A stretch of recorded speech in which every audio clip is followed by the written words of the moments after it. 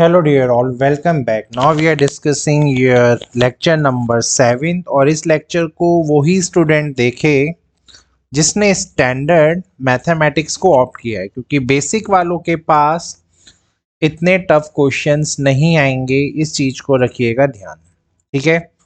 So apart from one question I don't think कि एक भी क्वेश्चन बेसिक वालों के पास इस पर्टिकुलर लेक्चर से आने वाला है। तो सबसे पहले मैं स्टार्ट करता हूं क्वेश्चन नंबर 37। अब इस क्वेश्चन में आपको एडी यहाँ बीसी के परपेंडिकुलर बोला हुआ है, तो क्लियरली ये दोनों एंगल जो यहाँ पे आप देख रहे हो ये आपस में हो जाएंगे 90 एंड 90। और एक जो रिलेशन आपको यहाँ दे रखा है कि जो आपका एडी है उसका जो स्क्वायर है वो बीडी इंटू डीसी के इक्वल है। तो सबसे पहले मैं सॉल्यूशन स्टार्ट करने से पहले आपके लिए थोड़ा सा हेल्प कर देता हूँ। और बी ए सी को 90 दिखाना है। अब भाई तुम्हें वो प्रॉपर्टी पता है, अगर किसी राइट एंगल ट्राइंगल से एक परपेंडिकुलर ड्रॉ होता है तो ये वाले एंगल्स आपस में हो जाते हैं इक्वल। रिमेंबर, है ना, ये लॉजिक आपको पता है। तो उसी लॉजिक के अकॉर्डिंगली मैं ये जो मेरे पास लिखा है मैं इसको यहाँ डिवाइड करूँगा। तो AD स्क्वायर का मतलब है कि कल के दिन यहाँ AD इंटू AD यहाँ पे लिखा हुआ है और ये BD इंटू DC के इक्वल है, ठीक है। क्वेश्चन में आपको ऑलरेडी पता है कि B वाला एंगल 2 के इक्वल होगा और ये 1 वाला C के इक्वल होगा।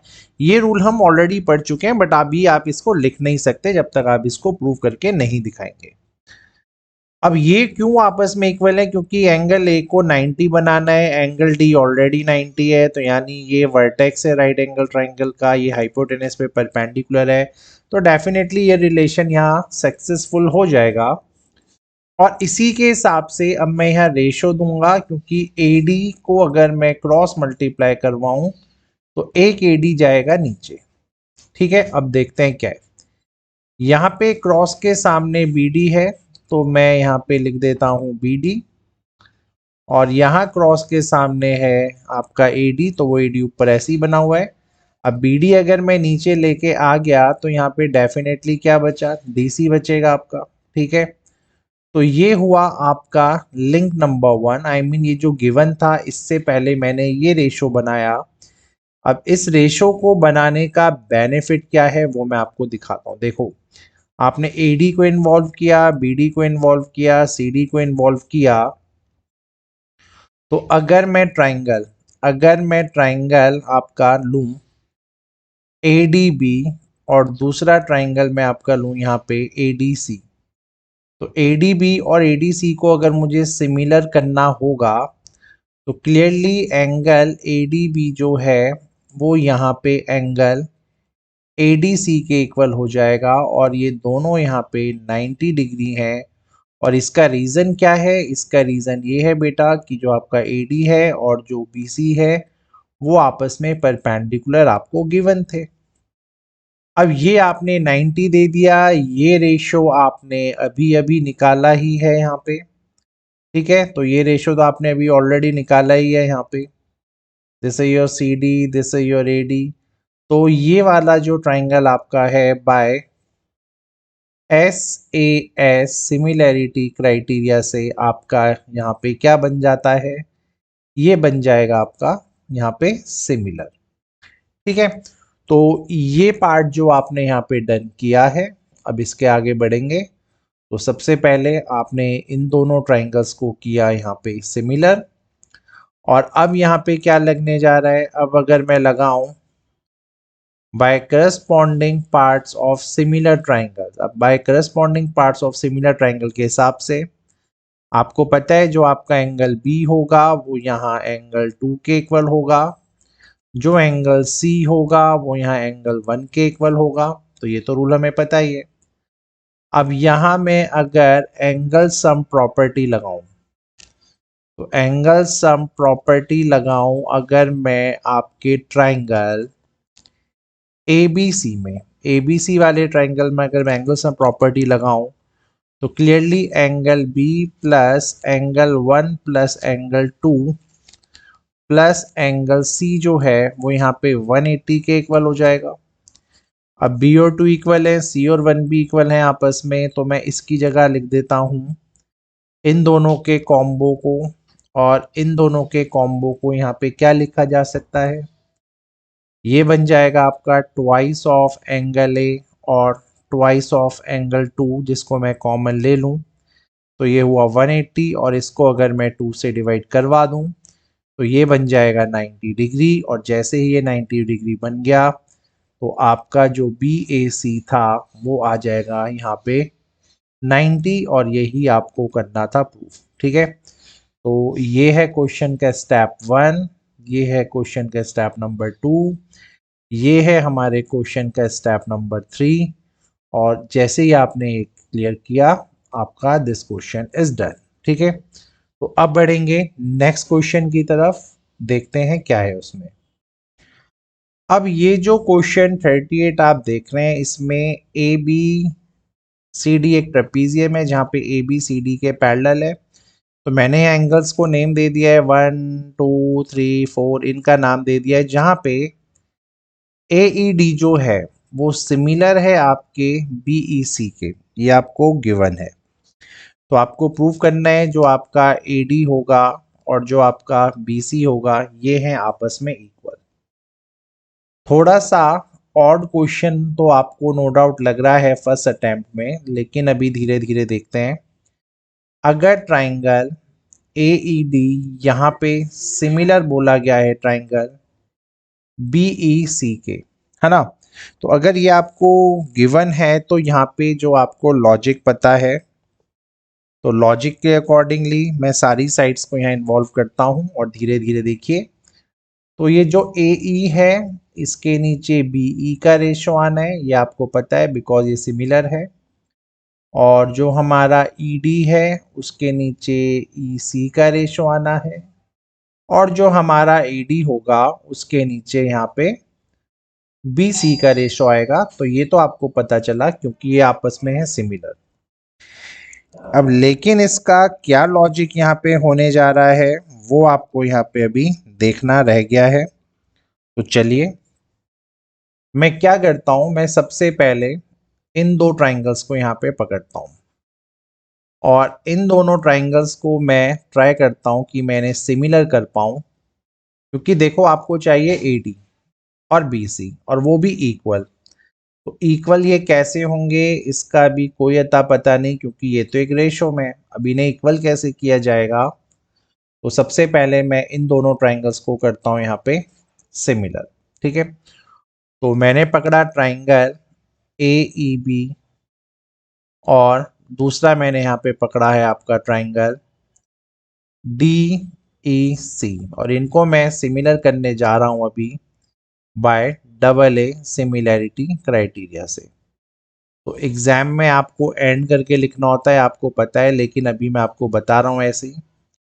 सिंपल सी बात है, यहाँ पे जो एंगल 1 है वो एंगल 2 के इक्वल हो जाएगा, और जो आपका एंगल 3 है वो यहाँ आपके एंगल 4 के इक्वल आ जाएगा। और रीज़न क्या होगा, क्योंकि ए बी यहाँ पे सी डी के पैरेलल है, तो बाय ऑल्टरनेट इंटीरियर एंगल्स। तो ऑल्टरनेट इंटीरियर एंगल्स के हिसाब से ये बिल्कुल सटीक हो जाएगा आपका, कोई टेंशन नहीं है। अब अगर मैं रेशो को देखूं, देखो यार सिंपल सा लॉजिक है, आपको कई बार बताया है फिर मैं लिख देता हूँ। इस ट्राइंगल के ऑपोजिट में है ई सी और इस एंगल 2 के ऑपोजिट में है ई, तो एक तो बनेगा रेशो इनका। तो सिंपल सी बात है ई सी अपॉन ए ई एक रेशो बना। ठीक है, यहाँ तक कोई चैलेंज नहीं है। इज इक्वल्स टू ऐसे ही 3 के सामने है डी ई, तो एक रेशो में आ गया तुम्हारा डी ई, या आप इसको ई डी बोल दीजिए, डिवाइडेड बाय 4 के सामने है बी ई, तो 4 के सामने मैंने ले लिया इस बी ई को, और इसके इक्वल में अब कौन आ गया, इस ट्राइंगल में आया सी डी और इस ट्राइंगल में आ गया आपका ए बी। ठीक है, तो ये आपको मिल गया सेकंड इक्वेशन। यहाँ तक बताइए कोई चैलेंज है तो क्वेश्चन में। कोई चैलेंज नहीं है क्वेश्चन में, बहुत स्मूथ चल रहा है। इक्वेशन फर्स्ट आपके पास आया, इक्वेशन सेकंड भी आपके पास आ ही गया। ठीक है, ओके। चलिए, अब मुझे देखना है क्या इन दोनों में कुछ कॉमन है भी या नहीं है कॉमन, है ना।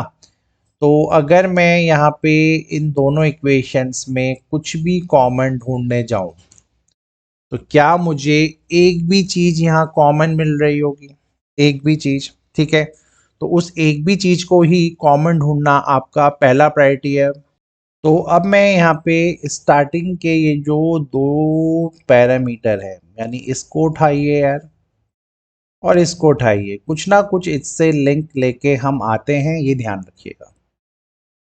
तो अगर मैं यहाँ देखूं, यहाँ ईडी है, यहाँ बीई है, यहाँ ईसी है, तो अगर मैं इनकी क्रॉस मल्टीप्लाई करवा दूं, इन दोनों की, है ना, इनकी क्रॉस मल्टीप्लाई करवाऊं, तो जो ईडी अपॉन ईसी होगा वो यहाँ क्लियरली, है ना, अगर इसको मैं ले जाऊं, देखो इसको मैं इधर ले गया, इसको इधर ले गया, तो ईसी जो आपका है वो नीचे आ जाएगा। भाई इधर देखो ना यार, इसका और इसको अगर मैंने इंटू किया, ये नीचे चला गया। अब बीई तुम्हारा जो है, ये जो बीई है वो ऊपर चला गया, एई नीचे आ गया, कोई टेंशन नहीं है। अब यहाँ पे जो सबसे इम्पॉर्टेंट फैक्टर है वो ये देखिए, यहाँ पे भी ईडीईसी है, यहाँ पे भी ईडीईसी है। तो अगर अभी आपस में इक्वल आ गए तो इन दोनों इक्वेशंस के हिसाब से क्या जो आपका एई है और जो आपका बीई है, क्या वो आपका बीई और एई के इक्वल हो जाएगा। अब दोनों की क्रॉस मल्टीप्लिकेशन से यहाँ पे एई स्क्वायर बीई स्क्वायर के इक्वल आ जाएगा, और दोनों साइड अगर मैंने स्क्वायर रूट लगाया तो एई जो है वो मेरा बीई के इक्वल बना। ठीक है, अब सर इसका भी क्या बेनिफिट है, I mean why are you doing such kind of things की यार, अब इसको इन्वॉल्व किया, ये किया। अब भाई इन्वॉल्व इसलिए किया है क्योंकि अगर आप इस इक्वेशन को ढंग से देखें, ठीक है, इस इक्वेशन को ढंग से अगर आप देखें, ओके, ये हैंग हो गया, ओके। अगर आप इस इक्वेशन को ढंग से देखें तो ये रब तो अब नहीं होगा, no doubt, just a minute, okay. तो इस इक्वेशन को अगर आप ढंग से देखें तो यहाँ पे अब क्या होने जा रहा है, मैं इसको यहाँ पे कंटिन्यू करता हूँ। तो जो आपका ए ई अपॉन बीई था वो किसके इक्वल था, यहाँ पे देखो, ये आपके A D upon B C के इक्वल था। तो मैंने अब क्या किया, इन दोनों के इक्वल आने से ये आपस में कैंसिल आउट होके 1 दे देगा, और जब ये क्रॉस मल्टीप्लिकेशन होगी तो जो आपका ए डी है वो यहाँ पे बीई के इक्वल आ जाएगा। तो यही हमें चाहिए था आपके आंसर में। सो with this way your question is done. तो रूल बड़ा सिंपल है, जो आपको गिवन था उसमें से बस आपको इन दोनों को इक्वल करना है, यही आपकी प्रायोरिटी होगी इस क्वेश्चन में, और फिर आपका ये क्वेश्चन यहाँ पे खत्म हो जाएगा। ठीक है, तो ये ध्यान रखिएगा क्योंकि ए डी और बी सी इसी इक्वेशन में है, तो यानी या तो इसको इक्वल करना है या इसको इक्वल करना है, किसी भी एक को इक्वल कर दो and you will get your answer. ठीक है, अब बढ़ते हैं नेक्स्ट क्वेश्चन पे। 37 क्वेश्चन, 37 क्वेश्चन में अब ये क्या होगा, अगर मैं अब यहाँ पे वापस जाऊं तो यार ये इसको हटाते हैं पहले, just time. The given question is very very easy, however ये आपको अभी टफ लग रहा होगा।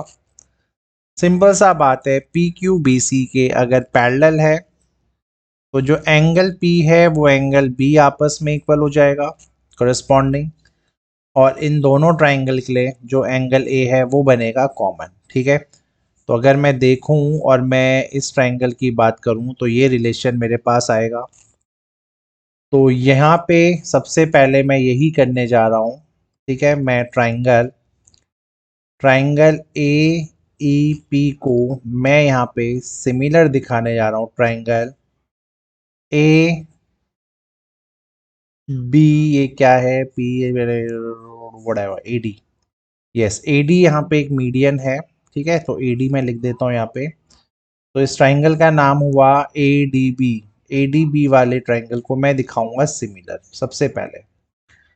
अब इसको अगर सिमिलर दिखाना है तो जैसा कि मैं आपको डबल ए वाली प्रॉपर्टी ऑलरेडी दे चुका हूं, तो जो फर्स्ट पॉइंट आप यूज करोगे, आप लिखोगे एंगल पी जो है एंगल बी के इक्वल है, और ये हैं आपके करस्पॉन्डिंग एंगल्स। तो पहला तो ये समझ में आ गया होगा आपको। दूसरे में मैं यहाँ पे क्या लिखूंगा, जो एंगल पी ए ई है ना, और जो आपका एंगल बी ए डी है, वो आपस में क्या है, कॉमन। तो जैसे ये कॉमन हो गए तो डबल ए सिमिलैरिटी क्राइटेरिया से आपके ये दोनों ट्राइंगल्स हुए सिमिलर। अब यहाँ बेनिफिट क्या हुआ? बेनिफिट ये हुआ जब आपने यहाँ सीपीएसटी लगाया। सीपीएसटी लगाने से जो आपका रेशो था नीचे वाला, ये वाले, यहाँ, तो जो ratio PE upon B Q हुआ, ये जो भी रेशो यहाँ पे बना, ये यहाँ पे किसके इक्वल हुआ? पूरी पूरी साइड अगर मैं देखूं तो ए ई अपॉन ए डी के। ये समझ में आया होगा आपको, ठीक है, सिंपल सी बात है। दिस अपॉन पूरा का पूरा this is your A E और ए डी, और दूसरा P E upon B D का रेशो बना। पहला चीज तो ये हुआ। अब इसका क्या बेनिफिट हुआ सर? बेनिफिट थोड़ी देर में देखते हैं यार। अब हम चलते हैं दूसरे ट्राइंगल में। तो सिमिलरली आप यहाँ पे क्या कर सकते हैं, जो आपका दूसरा ट्राइंगल है ए ई क्यू को हम सिमिलर दिखा देंगे ए डी सी के, अगेन बाय डबल ए से, ठीक है, फिर से डबल ए से। और इस बार यहाँ पे सी पी एस टी से क्या होगा वो देखते हैं। अब आपका आएगा E Q upon D C is equals to A E upon A D. क्या ये आपको समझ में आया? बहुत सिंपल सा लॉजिक है यार। अब आया this upon this and this upon पूरे के नीचे दिस, ठीक है। अब फ्रॉम इक्वेशन 1 एंड 2, इक्वेशन 1 और 2 से तो आपको इजीली आइडिया लग रहा ही होगा, ए ई A D A E A D, तो यहाँ पे जो ये आपका पी ई है वो किसके इक्वल हो जाएगा? ई क्यू के, है ना। और ये जो बी क्यू है ये आपका इक्वल हो जाएगा यहाँ पे डी सी के, यही रेशो बनेगा, ठीक है। और वी नो बी क्यू जो है वो मेरा डी सी के इक्वल है। ये इक्वल है वाई? बिकॉज ए डी जो है वो एक मीडियन है। मीडियन है किस पे? आपके बी सी पे। तो अगर कोई ए डी यहाँ पे बी सी पे मीडियन है तो डेफिनेटली इसको बाइसेक्ट करेगा, बराबर करेगा। और जैसे ये दोनों बराबर हुए तो we can cancel them. So with this way your P E has come equals to your E Q, और इसी के साथ हमारा ये क्वेश्चन भी हो जाता है फिनिश, ठीक है। अब बढ़ेंगे हम नेक्स्ट प्रॉब्लम में। बहुत इजी प्रॉब्लम है, देखते हैं धीरे धीरे, फिगर में ही समझा रहा हूं मैं आपको। ये है आपका एंगल 90 डिग्री।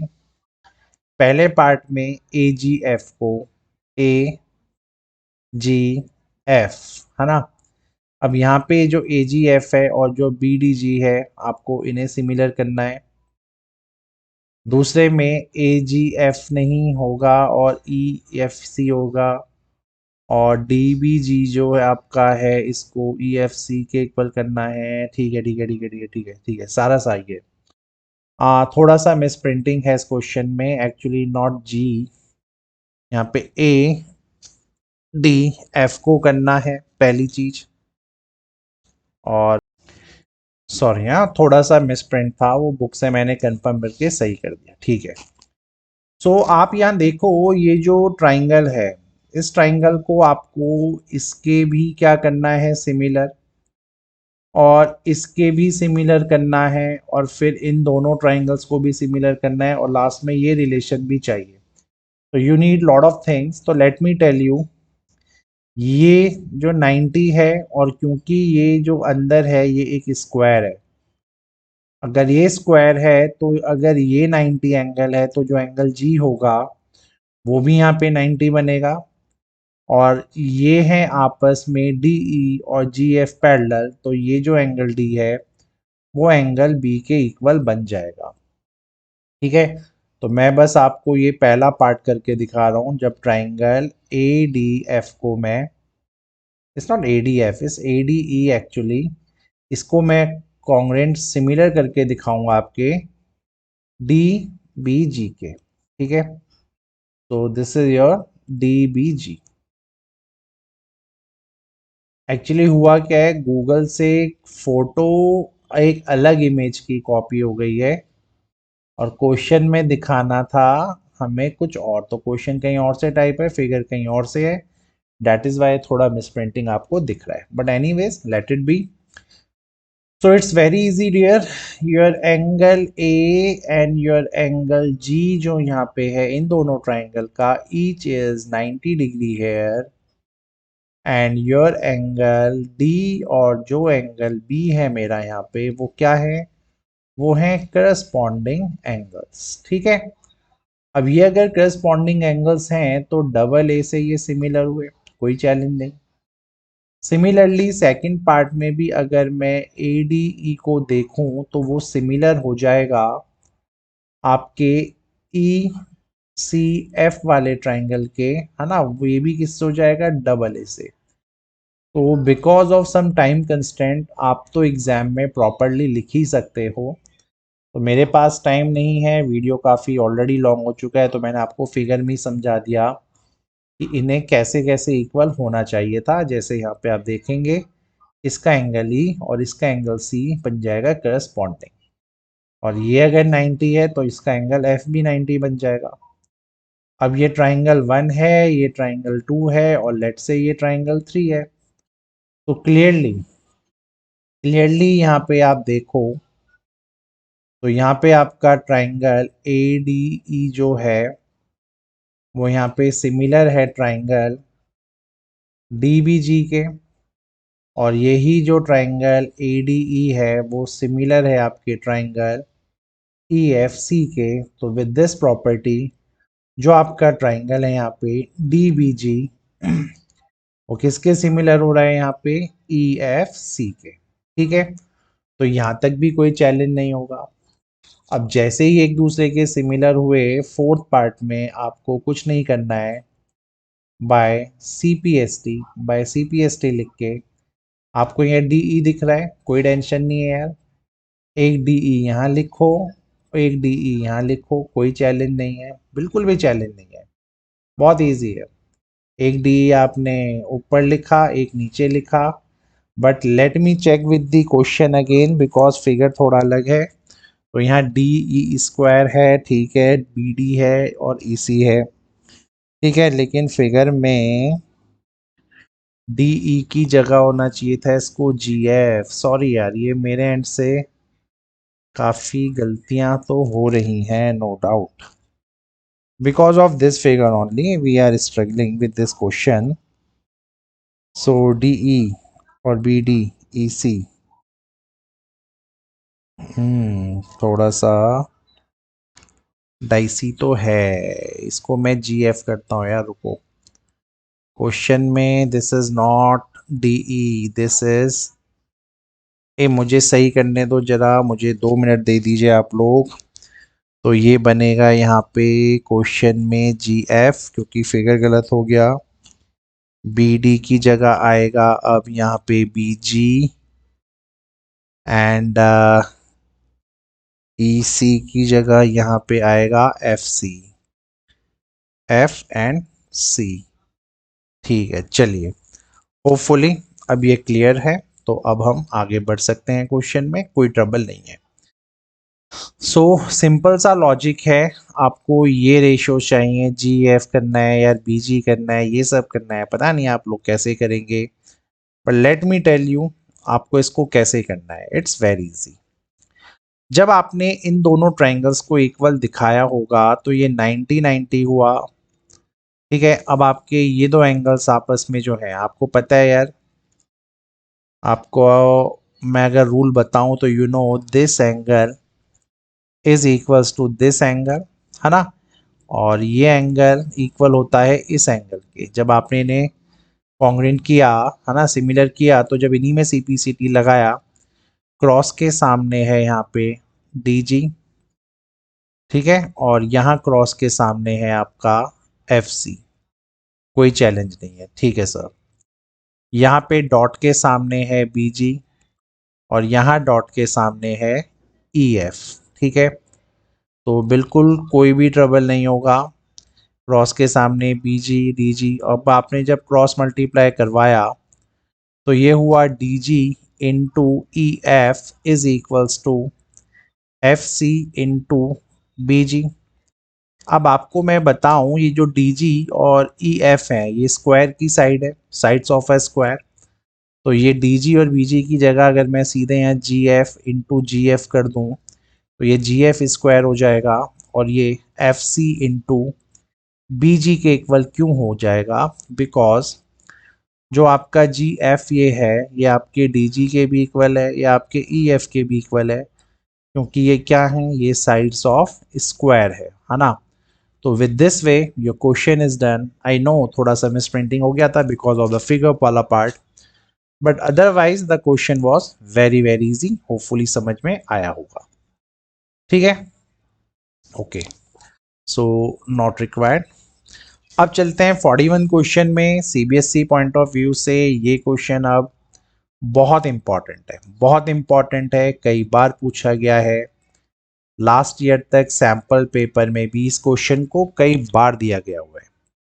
तो इसमें देखिए, इसमें क्या होता है, आपके पास दो पोल्स हैं, पोल नंबर 1, पोल नंबर 2, और जो ये पोल नंबर 1 और पोल नंबर 2 है, इनका जो हाइट है, एक का है ए, एक का हाइट है बी, और ये एक दूसरे से p मीटर्स अपार्ट है, मतलब ये डिस्टेंस उसने p मीटर्स अपार्ट बोला है। Prove that the height of the point of intersection of two lines. मैं एज्यूम करता हूँ कि इन लाइंस को जब यहाँ जोड़ा जा रहा है बॉटम से और फुट से अपोजिट साइड में, तो ये आपस में एक दूसरे को किसी पॉइंट पे कट कर रहे हैं। लेट्स से मैं इसको पूरा ए बी नेम दे देता हूँ, this is your C D, और ये जो हाइट यहाँ पे h है मैं इसको नाम दे देता हूँ let's say E and F, ठीक है। तो प्रूफ करके दिखाना है कि ये जो हाइट है यहाँ पे, ये जो हाइट है यहाँ पे, जो ये h आया है, उसका आंसर क्या है, ये जो A B upon A plus B है। अब इसी क्वेश्चन को वो कैसे पूछ सकता है कि भाई प्रूव करके दो 1 upon H is equals to A B plus B upon A B है, या 1 upon B plus 1 upon A है। भाई मैंने तो सीबीएसई में ये भी देखा है कि इस h का वैल्यू वो लेट्स से z बोल देते हैं, a की जगह x एंड y यूज़ कर लेते हैं। तो यहाँ पे इससे कोई फर्क नहीं पड़ेगा, मेथड हर एक क्वेश्चन का यहाँ पे सेम होने जा रहा है, ठीक है। वो एक्स वाई जेड यूज करके आपसे बोले कि 1 upon Z 1 upon X plus 1 upon Y करवाओ, चाहे वो आपको इस फॉर्म में क्वेश्चन दे दे, कोई फर्क नहीं पड़ेगा, ये ध्यान रखना, मेथड इज सेम। तो सॉल्यूशन स्टार्ट मैं करने जा रहा हूं, और सॉल्यूशन में अभी मैं क्या करता हूं, मैं ट्राइंगल ए बी डी को यहां पे सिमिलर दिखाना चाहता हूं ट्राइंगल ई एफ डी के, ठीक है, ठीक है, ये ध्यान रखना। तो मैं बेसिकली किन ट्राइंगल पे फोकस कर रहा हूं, इन पे। हालांकि because of background you won't be able to see the figure, so जो फिगर मेरे पास है मैं पहले आपको समझा देता हूं। मेरा सारा फोकस कहाँ पे है अभी, इस वाले पार्ट पे, ठीक है। तो मैं अब करने जा रहा हूं इन दोनों को सिमिलर, और वो भी मैं करने जाऊंगा डबल ए से।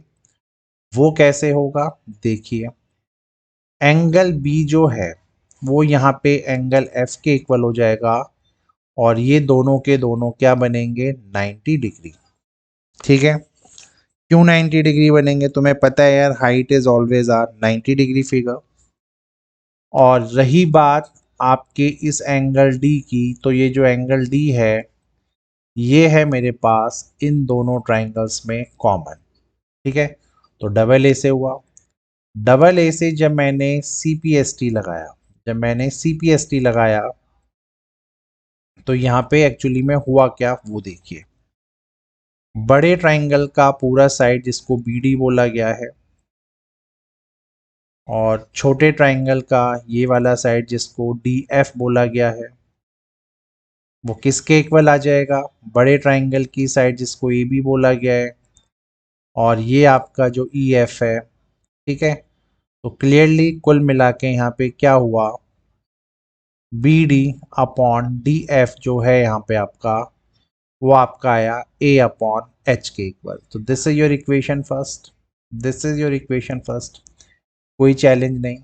चलिए जी, अब इनको ज्वाइन करते हैं और इस फिगर को थोड़ा सा अवॉइड कर देते हैं ताकि आपको इसको भी सिमिलर करने में इजी लगे। सिमिलरली मैंने यहाँ पे क्या किया है, सिमिलरली मुझे ट्राइंगल सी डी बी को यहाँ पे सिमिलर दिखाना है ट्राइंगल ई एफ बी के।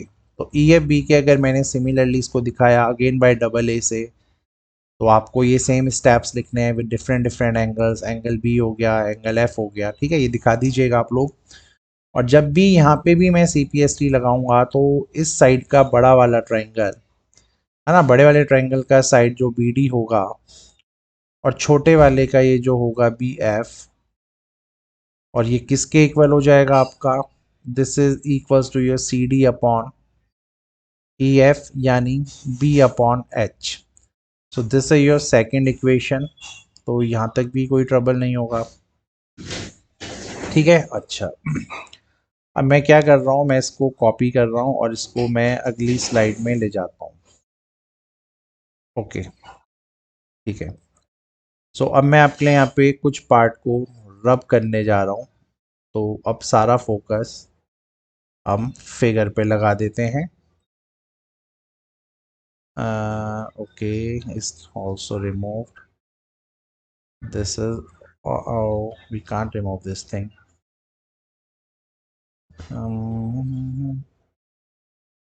रुको भाई, इसको रिमूव नहीं करने का है।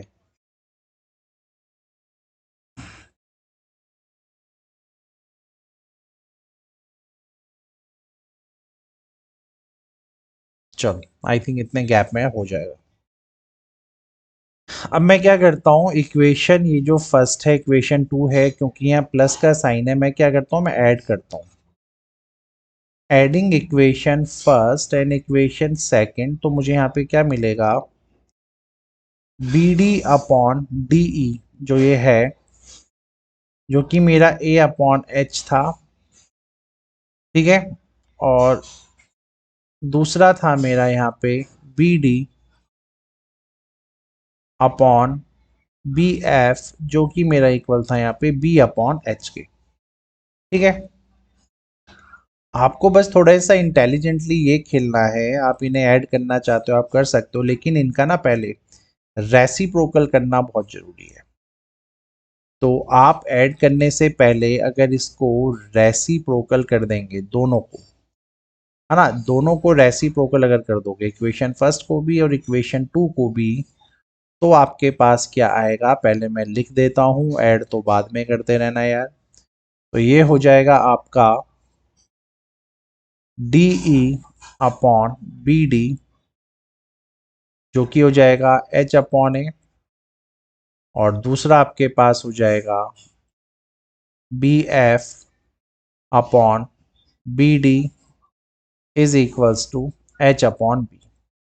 और जब आप इन्हें अब प्लस करने जा रहे हो, जब आप इन्हें प्लस करोगे इक्वेशंस को, अगर आपने एडिंग किया अब, तो ये बन जाएगा आपका D E plus B F, और दोनों का एलसीएम बी डी रहेगा, तो यहाँ बी डी मैं लिख सकता हूँ और ये हो जाएगा h upon a plus h upon b। ठीक है, डी ई और बी एफ आपको क्या मिलके देगा, वो बी डी ही देगा, नीचे भी बी डी ही हो गया। h को अगर मैं कॉमन लूँ तो this is 1/a 1/b, B D से बी डी कैंसिल होके हो गया 1, 1 is equals to h into एल्सियम ले लिया आपने, ये a प्लस बी बना, ये ए बी बना, और जब इनकी क्रॉस मल्टीप्लाई आप करवाओगे तो जो मेरा हाइट है वो A B upon A plus B बन जाएगा। ठीक है, so with this way your question is done. ठीक है, सो होपफुली हमें समझ में आया होगा कि हमने इस क्वेश्चन में किया क्या है। ठीक है यार, तो कोई पैनिक होने वाला बात नहीं है, इस क्वेश्चन में भी आराम से आप लोग करिए और रिलैक्स होके करिए। अब बढ़ेंगे हम नेक्स्ट क्वेश्चन में आगे, इस सीरीज का आखिरी क्वेश्चन आज।